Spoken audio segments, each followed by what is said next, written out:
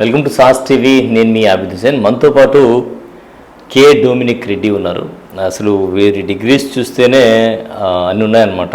MSc psychology, MA MPhil, MA sociology, MA English literature, MBA HRM, తర్వాత MEd, PG diploma in guidance and counselling, PG diploma in yoga and stress management, PG diploma in parental education. So ఇన్ని ఉన్నాయన్నమాట. సుమారుగా ఒక 4 దశాబ్దాల అనుభవం ఉపాధ్యాయుడిగా కావచ్చు, అధ్యాపకుడిగా కావచ్చు. సో అంత ఎక్స్పీరియన్స్ ఉండేటువంటి వారిని ఈ కార్యక్రమానికి పిలవడానికి కారణం ఏంటంటే, మనిషి కెరీర్లో 10th క్లాస్ అనేది జీవనాడి అని చెప్పుకోవచ్చు ఒక రకంగా చెప్పాలంటే. సో ఈ కెరీర్లో 10th క్లాస్ ఎగ్జామ్స్కి వెళ్ళేటప్పుడు కొంత స్ట్రెస్ ఉంటుంది అనుకోకుండానే. అది బయట వాళ్ళ వల్ల మనకు వచ్చేది కావచ్చు, మన ఇంటర్నల్గా వచ్చేది కావచ్చు. ఈ స్ట్రెస్ అంటే మీరు ఆల్రెడీ ఇక్కడ స్ట్రెస్ మేనేజ్మెంట్ అని కూడా అన్నారు కాబట్టి, ఫస్ట్ ఈ స్ట్రెస్ని ఎలా దూరం చేసుకోవాలి సార్? మనిషి యొక్క జీవితంలో అనేక సందర్భాలలో మనకి స్ట్రెస్ ఉంటుంది. ప్రస్తుతం మనము ఎగ్జామినేషన్స్, ముఖ్యంగా 10వ తరగతి పిల్లలు పరీక్ష రాసే ముందు వారికి కలిగే ఒత్తిడి, ఆ స్ట్రెస్ గురించి మనం ఆలోచించామంటే, మొదటగా ఈ స్ట్రెస్కి ప్రధానంగా 4 కారణాలు ఉన్నాయి. మొదటి కారణము, వ్యక్తికి సహజంగానే ప్రతి ప్రాణికి కూడా ఒక నోన్ ప్లేస్ నుండి అన్నోన్ ప్లేస్కి పోయినప్పుడు కానీ, ఒక కంఫర్ట్ జోన్ నుంచి అన్కంఫర్ట్ జోన్కి పోయినప్పుడు సహజంగానే కొద్దిగా స్ట్రెస్ అనేది కలుగుతుంది. సహజము, అది అవసరము కూడా. ఆ స్ట్రెస్ కలగడం వల్లనే వాళ్ళు ఎక్కువ ప్రిపేర్ అవుతారు, బాడీ కూడా దానికి రెడీ అవుతుంది. మంచిదంటారా? మంచిది. ఒక లెవెల్ వరకు స్ట్రెస్ సహజము, అవసరము కూడా. మరి రెండవ కారణము, ఈ పరీక్షా నేపథ్యంలో పిల్లలకి స్ట్రెస్ వచ్చేదానికి ఇంకొక ముఖ్యమైన కారణం ఏంటంటే వైఖరి. పరీక్షలని మనం ఏ విధంగా తీసుకుంటున్నాము, అదొక పెద్ద పెనుభూతము, చాలా కష్టమైంది, మనల్ని ఎదుర్కొనేందుకు వచ్చి ఒక శత్రువులాగా తీసుకుంటున్నామా, లేదు పరీక్షలు అనేవి మన శక్తి సామర్థ్యాలను నిరూపించుకునేదానికి కలిగే ఒక అవకాశంగా తీసుకుంటున్నామా అనేది రెండవ కారణం. మన యొక్క వైఖరి పరీక్షల పట్ల ఎలా ఉంది. ఈ వైఖరి అన్నప్పుడు కేవలము విద్యార్థుల వైఖరే కాదు, తల్లిదండ్రుల వైఖరి కూడా, ఉపాధ్యాయుల తల్లిదండ్రుల వైఖరి. మీరు అన్నట్టు వాడికి ఉండే ఒత్తిడి మీద డబుల్ ఒత్తిడి పెడుతున్నారు. సో రెండవది ఆ వైఖరి అనేది రెండవ ముఖ్యమైన కారణం. మూడవ ముఖ్యమైన కారణం ఈ ఒత్తిడికి ల్యాక్ ఆఫ్ ప్రిపరేషన్. ఒక విద్యార్థి కానీ సక్రమంగా చదివి ఫుల్గా ప్రిపేర్ అయ్యారంటే అంత ఒత్తిడి ఉండదు. పూర్తిగా ఒత్తిడి ఉండదని చెప్పడం లేదు, అంత ఒత్తిడి ఉండవలసిన అవసరం లేదు. అది మూడవ కారణం. నాలుగవ కారణము, చదవకపోవడం కానీ లేకపోతే వేరే కారణాల వల్ల కానీ ఆత్మవిశ్వాసము కొరవడం, ల్యాక్ ఆఫ్ సెల్ఫ్ కాన్ఫిడెన్స్. పరీక్షలను నేను ఎదుర్కోలేను అనుకున్నప్పుడు ఒత్తిడి ఇంకా ఎక్కువ అవకాశాలు ఉన్నాయి. అంటే మీరు అన్నారు ఇక్కడ తల్లిదండ్రులు తర్వాతని. అయితే కొన్ని ప్రైవేట్ కాలేజీలు ఎక్కువగా విద్యార్థులకి బట్టి ఎడ్యుకేషను, బట్టి విధానం తీసుకొచ్చి దానివల్ల వాళ్ళు మరింత ఒత్తిడి గురయ్యేటువంటి అవకాశం ఉందని, వాళ్ళ టైమింగ్ అంతా కూడా కిల్ చేస్తారని అంటుంటారు ఈ బట్టి విధానం వల్ల. కరెక్టేనా ఇది? బట్టి విధానం వల్ల మాత్రము వారికి ఒత్తిడి పెరుగుతుందని కాదు, ఏ విధానం వాళ్ళు ఫాలో అయినా కానీ వాళ్ళకి ఒత్తిడి పెరుగుతుంది. ఏ విధానం ద్వారా విద్యా బోధన జరిగినా కానీ పరీక్షలు వస్తున్నాయి అంటే తల్లిదండ్రులు, ఉపాధ్యాయులు వాళ్ళు భయపడి పిల్లలను భయపెడుతున్నారని చెప్పాలి. ఎందుకు చెప్తున్నామంటే, తల్లిదండ్రుల యొక్క ఉద్దేశం ఏంది, ఒకవేళ కానీ మార్కులు 590 కంటే తక్కువ నా బిడ్డకు వచ్చినాయి అంటే వీడి భవిష్యత్తు బాగుండదేమోని, లేదా పక్కింటి వాళ్ళకి 590 వచ్చినాయి, నాకు రాకపోతే నాకు అవమానమేమో, కంపారిజన్ వల్ల వీళ్ళు ఫీల్ అవుతున్నారు. ఇంకా మీరు అన్నట్టు ఈ ప్రైవేట్ కాలేజీలు కానీ ప్రైవేట్ స్కూల్స్ వాళ్ళు కానీ అందరు కాదు, కొంతమంది మా ప్రిస్టేజ్ మొత్తం కూడా దీని మీదనే ఆధారపడి ఉంది కాబట్టి మాకు మార్కులు రావాలా, ర్యాంకులు రావాలి కాబట్టి వీడు బాగా చదవాలి అనే ఉద్దేశంతో కొంతమంది ఉంటున్నారు. కాబట్టి ఈ 2 కారణాల వల్ల కూడా ఒత్తిడి పెరిగే అవకాశాలు ఉన్నాయి. ఇదే ప్రధానంగా పిల్లల మీద పనిచేస్తున్నారు. రైట్. అయితే ఒక విద్యార్థి ఉదయం లేచిన తర్వాత ఎగ్జామ్స్ టైం సంగతి చెప్తున్నారు. ఎగ్జామ్స్ టైంలో ఉదయాన్నే 5 గంటలకు ఎలాగో లేపేస్తారు మన వాళ్ళు. 5 గంటలకు లేచిన తర్వాత టైం ప్లానింగ్ ఏ విధంగా ఉంటే ఎగ్జామ్కి హ్యాపీగా వెళ్ళి రాసేటువంటి అవకాశం ఉంది? స్టడీ అవర్స్ తీసుకుంటే ఎగ్జామ్ నేపథ్యంలో అవర్స్ ఏ విధంగా ఉండాలంట? సో ఎగ్జామ్ ప్రిపరేషన్ అనేది విద్యాలో విద్యా బోధన అనేది ఒక భాగం అయితే, విద్యా బోధన పూర్తయిన తర్వాత పరీక్షలకు ప్రిపేర్ అవడం అనేది రెండవ భాగం. ఇప్పుడైతే బోధన పూర్తయిపోయింది కాబట్టి రెండవ భాగము పరీక్షలకి ప్రిపేర్ అవ్వడం, పరీక్షలు తయారవడం. పరీక్షలకు తయారవడంలో మొత్తం మీద 3 భాగాలు ఉన్నాయి, 3 అర్ధ భాగాలుగా మనం అనుకోవచ్చు. మొదటి భాగము పరీక్షల వరకు ముందు రోజు వరకు ప్రిపేర్ అవ్వడం. అప్పుడు ప్రిపేర్ అయ్యేటప్పుడు వాళ్ళు ఎప్పుడు కూడా ఒక ప్లాన్ వేసుకోవడము, ఏ సబ్జెక్ట్లో డల్గా ఉన్నారు, ఎప్పుడెప్పుడు చదవాలి, దేని ఎన్నిసార్లు చదవాలి, ఫార్ములా లాంటివి అయితే ఒకసారి చదివితే అది గుర్తుండవు, ఎప్పుడెప్పుడు రిపిటేషన్ చేసుకోవాలి. ఇవన్నీ కూడా ప్రిపరేషన్ భాగములు. మరి ముందుగా ముఖ్యంగా ఎగ్జామినేషన్ ముందు రోజు వరకు వస్తే, ఇప్పుడు మీరు అడిగింది ఎగ్జామినేషన్ ముందు రోజు అయితే కొత్తగా ఏది చదవకూడదు. అప్పటి వరకు వాళ్ళు చదివిన దాన్ని రివిజన్ చేసుకునే దానికి మాత్రమే ముందు రోజు ఉపయోగించుకోవాలి. కొత్తగా చదివితే అప్పటి వరకు చదివిన దాన్ని మర్చిపోయే అవకాశాలు ఉన్నాయి. కొత్తగా చదివింది మనసులో ఉండి రెండో రోజు మళ్ళీ పరీక్ష రాసే అవకాశాలు కూడా తక్కువ. కాబట్టి కొత్తగా చదవడం కాదు, ముందు రోజు అనేది కేవలము రిపిటేషన్కు మాత్రమే, రివిజన్కు మాత్రమే. ఆ రోజు సాయంత్రాన్నే మరుసటి రోజు ఉదయాన్నికే లేచే విధంగా కనీసం 8 గంటలు నిద్ర ఉండే విధంగా వాళ్ళు ముందు రోజు నిద్రపోవాలి. లేచిన తర్వాత రెడీ అయ్యి కనీసం ఒక 2 గంటల సేపు అగైన్ రివిజన్, గంటన్నర కనీసం 2 గంటల సేపు రివిజన్ చేసుకొని మంచి బ్రేక్ఫాస్ట్ చేసుకొని ఒత్తిడి లేకుండా పరీక్షకు వెళితే అప్పుడు వాళ్ళు పరీక్షలు సమర్థవంతంగా రాయగలుగుతారు. ఇంకొకటి సార్, ఇక్కడ కొంతమంది ఏం చేస్తారంటే ఇంపార్టెంట్ క్వశ్చన్స్ ఏవైతే ఉంటాయో దాన్ని 1కి 2 సార్లు 3 సార్లు చదివిస్తూ ఉంటారు. ఈ ఎస్పెషల్లీ 10th క్లాస్లో చెప్తున్నా, ఎందుకంటే మేము కూడా ఆ స్టేజ్ని దాటి వచ్చాం కాబట్టి 10th క్లాస్లో కొన్ని క్వశ్చన్స్ రిపీటెడ్గా వస్తూ ఉంటాయి. వీటిని ఎక్కువగా చదివిస్తూ ఉంటారు. అది ఒక 80% కంటిన్యూ అయితే కొన్ని సందర్భాల్లో తిరగబడిపోతుంది. సో ఈ తిరగబడినప్పుడు విద్యార్థి నష్టపోతాడు. సో అటువంటి సమయంలో అసలు విద్యార్థి ఆ పర్టికులర్ దీనికి ఎగ్జామ్స్కి ఎలా రెడీ కావాలంటారు? ఓకే, ఇప్పుడు పరీక్షలకు ప్రిపేర్ అయ్యడంలో 2 విధానాలు ఉన్నాయి. ఒకటి extensive reading, 2 intensive reading. Extensive reading అంటే సబ్జెక్టు మొత్తం మీద ఒక అవగాహన తీసుకొచ్చి మొత్తం మీద చదువుతారు. కానీ పరీక్షల్లో అధికంగా మార్కులు రావాలనుకున్నప్పుడు మాత్రము వాళ్ళు కొన్ని పాయింట్లు మాత్రము ఇంటెన్సివ్గా చదవాల్సి వస్తుంది. నాకు ఎందుకు అడుగుతున్నాను, 10th క్లాస్లో మ్యాథ్స్లో తిరగబడింది అనమాట కథ. అదే మారిపోయింది, ఒక్క క్వశ్చన్ కూడా రాలేదు, మేము ఏది చదివాము అది ఆ టైంకి. There must be judicious combination of both. Extensive reading మొత్తం ఉండాలి, మా సబ్జెక్ట్ మీద మనకు అవగాహన ఉండాలి, దాన్ని మనం సబ్జెక్ట్ మీద నేర్చుకున్నప్పుడు మనకు ఉపయోగకరంగా ఉంటుంది. ఇంటెన్సివ్ రీడింగ్ అనేది పరీక్షల్లో అదే ప్రశ్న వస్తుంది అనుకున్నప్పుడు దాన్ని 2 సార్లు చదువుకోవడం వల్ల ఎక్కువ మార్కులు సంపాదించేదని అవకాశం ఉంది. మీరు అన్నట్లు అనుకున్న ప్రశ్న రాకపోయినా, ఇంటెన్సివ్ రీడింగ్లో మీరు చదివినది రాకపోయినా, ఎక్స్టెన్సివ్ రీడింగ్లో మనం చదివి ఉన్నాం, దాన్ని 100కి 100% మీరు ప్రొడ్యూస్ చేయలేకపోయినా 100కి 50-60% ఎక్స్టెన్సివ్ రీడింగ్లో ఉన్నది మనకు ఉపయోగపడుతుంది. ఆ విధంగా రెండిటి యొక్క కాంబినేషన్ అనేది ఉపయోగపడుతుంది మనకి. సో సబ్జెక్ట్ మీద అవగాహన పూర్తిగా ఉండాలి, అంతేగాని ఏదో ఇవే ఇంపార్టెంట్ ఇవే చదవాలనిపోతే మాత్రం అది కష్టమవుతుంది, అది కరెక్ట్ అయిన పద్ధతి కాదు. సో లైఫ్లో ఇంకా మీరు అన్నట్టు ఈ తల్లిదండ్రుల ఒత్తిడి నుంచి బయటపడాలి. తల్లిదండ్రుల విషయంలో అంటే బిడ్డకి టెన్షన్ ఇచ్చేది తల్లిదండ్రులే ఎక్కువ, ఎవరు అవునన్నా కాదన్నా కూడా ఆ టెన్షన్ తల్లిదండ్రుల విషయంలో తగ్గాలి.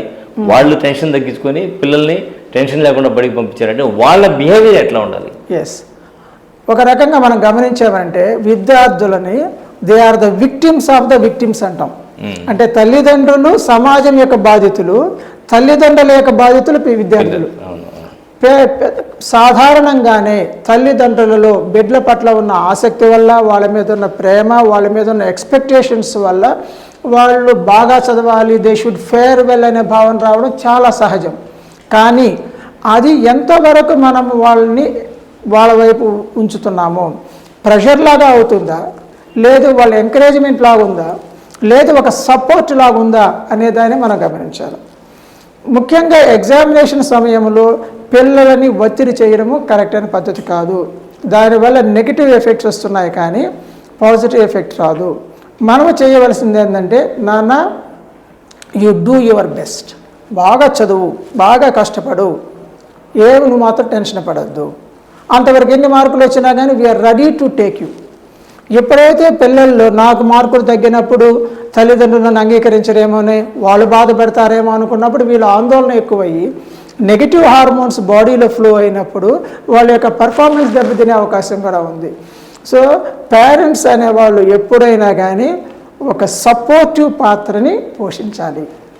ఏమైనా మేమున్నాం అనే ధీమా ఇవ్వాలి. ఈ ఆత్మవిశ్వాసం తగ్గే ఈరోజు కొంతమంది విద్యార్థులు ఆత్మహత్యల వరకు కూడా వెళ్ళిపోతున్నారు. ఇది చాలా ఇంపార్టెంట్.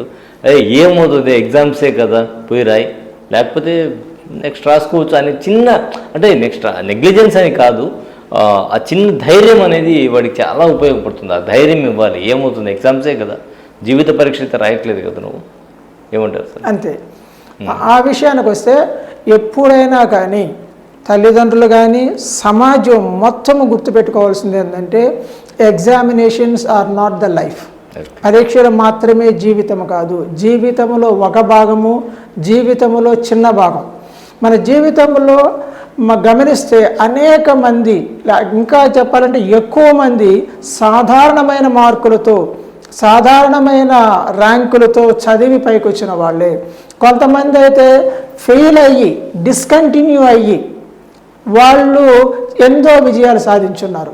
అయితే వాళ్ళతో పోల్చినప్పుడు కేవలం పరీక్షలు మాత్రమే ఒక కొలమానం కాదు. ఒక విద్యార్థి యొక్క ఇటువంటి మోటివేషనల్ స్టోరీ ఒకటి చెప్పాల్సి వస్తే సార్, చెప్పంటారా? ఒక మంచి ఒక స్టోరీ కాదు, ఒక సంఘటన. ఒక ప్రముఖమైన వ్యక్తి ఈ విధంగా చెప్తున్నారు. ఏంటంటే, నా ఫ్రెండ్స్ అందరూ గ్రాడ్యుయేషన్లో మంచి మార్కులు తెచ్చుకున్నారు, బ్రహ్మాండమైన ర్యాంకులు తెచ్చుకున్నారు, వాళ్ళు లక్షల రూపాయల జీతాలతో మైక్రోసాఫ్ట్లో ఉద్యోగాలు పొందారు. కానీ నేను డిగ్రీ డిస్కంటిన్యూ చేశాను, నేను మైక్రోసాఫ్ట్ అధిపతిని అయ్యాను అని చెప్పారు. ఇప్పటికే మీకు అర్థమై ఉంటుంది ఎవరు అని. మైక్రోసాఫ్ట్ అధినేత బిల్ గేట్స్ చెప్పిన మాట ఇది. బాగా చాలా ప్రాచుర్యంలో ఉండే మాట. కాబట్టి ఇక్కడ కొలమానము ఏముంది? ఈవెన్ ఐఏఎస్ ఆఫీసర్ చాలామంది కూడా సాదా సీదా మార్కులతో పాస్ అయిన వాళ్ళు, ఫెయిల్ అయిన వాళ్ళు కూడా ఉన్నారు. సో ఇది ఒక భాగం మాత్రమే. ఇక్కడ మనకు అవసరమైంది అనేక మార్కులు తెచ్చుకోవాలా, తెచ్చుకోకపోతే కష్టమని కాకుండా I should do my best అని మాత్రమే మన యొక్క యాటిట్యూడ్ ఉండాలి. Okay, right sir. ఇక చివరిగా ఎగ్జామ్స్కి వెళ్ళేటువంటి విద్యార్థులకు మీరు ఇచ్చే సలహా కానీ సూచన కానీ? డియర్ స్టూడెంట్స్, మీరు మొట్టమొదటి విషయము పరీక్షలు మాత్రమే జీవితము, ఇది లేకపోతే నాకేదో అయిపోతుంది అని భయపడవద్దు. రెండవ అంశం ఏంటంటే, మీకు ఏ శక్తి సామర్థ్యాలు తగిన విధంగా మీరు ప్రిపేర్ అవ్వండి, ధైర్యంగా పరీక్ష రాయండి. ధైర్యంగా పరీక్ష రాసినప్పుడు మీకు మంచి మార్కులే వస్తాయి. ఒకవేళ మంచి మార్కులు రాకపోయినా కానీ పెద్ద నష్టమేమి లేదు. నా జీవితంలో ఒక ఉదాహరణ చెప్పాలి అంటే, నేను 10th క్లాస్ పరీక్ష రాసినప్పుడు నాకు 359 మార్కులు వచ్చాయి. ఫస్ట్ క్లాస్ కూడా 1 మార్కు తక్కువ. ఫస్ట్ క్లాస్ 360 మార్కులు అయితే ఆమె సక్సెస్ఫుల్ మ్యాన్. కాబట్టి నష్టం అనేది లేదు. కేవలం మార్కులని భవిష్యత్తుతో మనం ముడిపెట్టాల్సిన అవసరం లేదు. ధైర్యంగా పరీక్ష రాయండి. ఒకవేళ కానీ మార్కులు తగ్గితే ఎక్కడ తగ్గినాయి, ఏం చేయాలనేది ఆలోచించండి. మీ యొక్క జీవితం పట్ల మంచి దృక్పథం కలిగి ఉండండి. విజయాలు సాధించాలి అనుకోండి. మరియు మీరు నిరంతర విద్యార్థిగా ఉండి అనేక విషయాలు నేర్చుకుంటూ ఉండి మంచి భవిష్యత్తు, మంచి గోల్ పెట్టుకొని మీరు కృషి చేస్తే ఖచ్చితంగా మంచి భవిష్యత్తు మీరు పొందగలుగుతారు. సార్, ఇక్కడ ఇంకొక మాట కూడా చెప్పండి. కొంతమంది ఏంటంటే ఓవర్ నైట్ కూర్చొని చదువుతూ ఉంటారు. నైట్ 11-11:30 వరకు చదివి మళ్ళీ ఉదయం 5 గంటలకు కూర్చొని చదివి, సో తీరా ఎగ్జామ్ హాల్కి వెళ్ళేటప్పటికి ఇదంతా మీరు అన్నట్టు మర్చిపోయేటువంటి పరిస్థితి. అటువంటి వాళ్ళకి మీరు ఇచ్చే సలహా ఏమంతా? ఆ విధంగా చదవద్దనే చెప్తాం. నేను ఇందాక మీతో అన్నాను, కనీసం ముందు రోజు 8 గంటల సేపు నిద్ర ఉంటే అప్పటి వరకు మీరు నేర్చుకున్నదైనా కానీ మీకు ఎగ్జామినేషన్ హాల్లో గుర్తుంటుంది. 8 గంటల సేపు నిద్ర లేకపోతే ఆల్రెడీ నేర్చుకున్నది గుర్తుండడం కష్టం. ఇప్పుడు కొత్తగా నేర్చుకునేది అప్పటికప్పుడు పోయి వెంటనే మీరు రాయగలగడం అనేది కష్టమవుతుంది. సో ఆ ప్లాన్డ్ అప్రోచ్లో మాత్రమే మనం సక్సెస్ఫుల్గా పోగలం. కానీ ఒక్కసారిగా అమితమైన శ్రద్ధ పెట్టి అధికమైన శ్రమ తీసుకొని పోవడం వల్ల అధికంగా సాధించగలిగేది అయితే ఏమీ లేదు. అవాయిడ్ చేయండి. మెయిన్ విషయం, ఈ క్వశ్చన్ పేపర్ రీడింగ్లో టెన్షన్లో చదువుతూ ఉంటారు కదా, అటువంటి టైంలో తెలిసిన ప్రశ్నలు కూడా స్కిప్ అయిపోతుంటాయి. సో అటువంటి సందర్భాల్లో క్వశ్చన్ పేపర్ తీసుకున్న తర్వాత ఏం చేయాలని చెప్పండి. మంచి ప్రశ్న. ఎగ్జామినేషన్ హాల్లోకి వెళ్ళిన వెంటనే ఒకసారి ప్రశాంతంగా కూర్చొని 3 డీప్ బ్రీత్స్, దీర్ఘ శ్వాసలు తీసుకోండి. మీ ఇష్టదైవాన్ని ఒకసారి మనసులో ఊహించుకోండి, ప్రార్థన చేసుకోండి. పేపర్ తీసుకొని ఏమేం ప్రశ్నలు మనకు వచ్చు, ఏమేమి వాటిని మనం రాయగలము అని 10-15 నిమిషాల సమయం కేటాయించి అన్ని టిక్ చేసుకోవాలి. అన్ని ప్రశ్నల్ని టిక్ చేసుకోవాలి. ఆ విధంగా టిక్ చేయడం వల్ల మనకు సబ్కాన్షియస్ మైండ్ అని ఉంది. ఈ సబ్కాన్షియస్ మైండ్ మనం వేరే ప్రశ్నలకు జవాబులు రాసే సమయంలో టిక్ చేసిన ఈ యొక్క ప్రశ్నలకన్నీ జవాబు వెతుకుతుంది. నిజమా అనిపిస్తుంది కానీ అది వాస్తవమే. మీరు గమనించారంటే మొదటి ప్రశ్న రాసేటప్పుడు కష్టంగా ఉంటుంది, నిదానంగా రాస్తూ ఉంటాము. రెండవ ప్రశ్న, మూడవ ప్రశ్న ఫ్లో ఎలా వస్తుంది అంటే సబ్కాన్షియస్ మైండ్కి ఆల్రెడీ ఆన్సర్ తెచ్చిపెట్టేసింది. సో ఈ విధంగా చేయడం. 10వ తరగతి పిల్లలకి పరీక్ష పేపర్ చదివేదానికోసమని ఒక 15 నిమిషాలు ఎక్స్ట్రా ఇస్తున్నారు. 3 గంటల 15 నిమిషాలు ఇస్తున్నారు. కేవలము క్వశ్చన్ పేపర్ మాత్రమే చదవండి. చదివిన తర్వాత టిక్ చేసుకోండి. తర్వాత మళ్ళీ ఒకసారి కళ్ళు మూసుకొని నేను ఈ ఆన్సర్లు ధైర్యంగా రాస్తున్నాను అని ఊహించుకొని ఆన్సర్లు మొదలుపెట్టండి. కానీ బిట్ పేపర్ విషయానికి వస్తే మాత్రము తెలిసినవన్నీ అప్పటికప్పుడే ఆన్సర్ చేసేయండి. తెలియని వాటిని మళ్ళీ రెండవసారి కొంచెం తర్వాత వస్తే మీకే గుర్తొస్తాయి, మీరు రాయగలుగుతారు.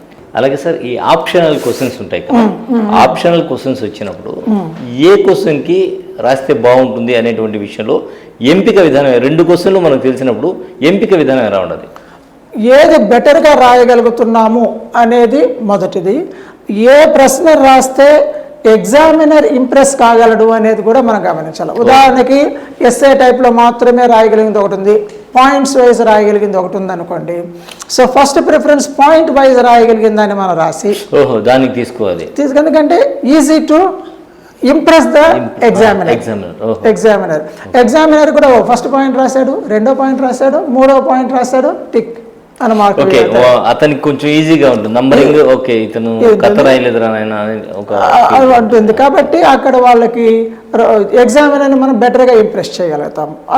అది కూడా చాలా ముఖ్యమైన కళ. ఎటువంటి ప్రశ్న నాకు రావడం ఒకటే కాదు, ఎటువంటి దాన్ని ప్రజెంట్ చేయడం. An examination is also testing of your presentation skills, not only your knowledge. Right, ఇక్కడ ప్రజెంటేషన్ స్కిల్స్ అన్నారు కాబట్టి సో పేపర్లో చాలా మంది ఏం చేస్తుంటారంటే రాసేటప్పుడు హెడ్లైన్స్ దాని కింద ఒక ఫార్మాట్ ఏదైతే ఉంటుందో ఆ ఫార్మాట్ డిజైన్ చేసి రాస్తూ ఉంటారు. మిగతా కొంతమంది జనరల్గా రాసేస్తుంటారు పేరాగ్రాఫ్గా. సో ఈ ఫార్మాట్ డిజైన్ అనేది ఎలా ఉంటే మీరు అన్నట్టు ఎగ్జామ్లను ఇంప్రెస్ చేయొచ్చు? ఎప్పుడైనా కానీ డైరెక్ట్గా క్వశ్చన్ నెంబర్ కరెక్ట్గా వేయండి. క్వశ్చన్ నెంబర్ యొక్క హెడ్డింగ్, క్వశ్చన్ రాయకూడదు, క్వశ్చన్ నెంబర్ యొక్క హైలైట్ మాత్రం. ఉదాహరణకి అడవుల వల్ల ప్రయోజనములేవి అనే ప్రశ్న అయితే క్వశ్చన్ నెంబర్ వేయండి, అడవుల వల్ల ప్రయోజనములు అని సైడ్ హెడ్డింగ్ పెట్టండి. అంటే వాళ్ళకి అర్థమైపోతుంది ఈ ప్రశ్నకి ఇది జవాబు. So your first impression on the examiner. Then write the answers 1, 2, 3 number వైజే రాసుకోవచ్చు. ఇంకా కూడా రాసినప్పుడు దాంట్లో కూడా ఒక కీవర్డ్ ఉందనుకోండి, వంట చెరకు అధికంగా లభించును, వంట చెరకు అది మాత్రం అండర్లైన్ చేయాలి. అడవుల వల్ల వర్షాలు ఎక్కువగా కురును, వర్షాలు. సో హైలైట్ చేసిన క్యూ లైన్స్ మాత్రం చూడంగానే వస్తుంది. Because mind reads in the form of images. First ఒక ఇమేజ్ లాగా తీసుకుంటుంది కాబట్టి చూసిన వెంటనే ఇంప్రెస్ అవుతారు. వాళ్ళు కూడా ఈ ప్రజెంటేషన్ కూడా బాగుందని అప్పటికే ఎగ్జామినర్స్గా ఉన్న వాళ్ళు అనేక పేపర్లు దిద్ది విసుగు చెందిపోయి ఉంటారు. అటువంటిప్పుడు ఈ విధంగా నీట్గా ఉన్న ఒక పేపర్ చూస్తే చాలా ఇంప్రెస్ అవుతారు. They can award more marks. Right sir, super sir, చాలా మంచి విషయాలు తెలియజేశారు మా విద్యార్థులకు. విద్యార్థులు సార్ చెప్పినటువంటి ఈ చిన్న క్లూస్ ఏదైతే ఉన్నాయో ఇవన్నీ కూడా సిస్టమేటిక్గా మీరు ఫాలో అయ్యి వాటిని కనుక పేపర్లో ప్రజెంట్ చేయగలిగితే అంతే అద్భుతంగా ఖచ్చితంగా ఎగ్జామినర్ ఎవరైతే మీ పేపర్ని రుద్దుతున్నారో వారికి ఈజీగా అర్థమయ్యేటువంటి అవకాశం ఉంది. వెంటనే మీ మార్క్స్ ఏవైతే ఉంటాయో పూర్తిగా పడిపోయేటువంటి అవకాశం ఉంటుంది. కాబట్టి మనకు కావాల్సింది కూడా అదే. కాబట్టి ఆ దిశగా రాయండి, ఒత్తిడి లేకుండా ఎగ్జామ్ని రాయండి. All the best. Thank you sir, మీరు ఈరోజు ప్రోగ్రాంలో పార్టిసిపేట్ చేసినందుకు. ఇది ఇవాళ ప్రత్యేక ఇంటర్వ్యూ. మరో ఇంటర్వ్యూలో మళ్ళీ కలుద్దాం. అంతవరకు సెలవు, నమస్కారం.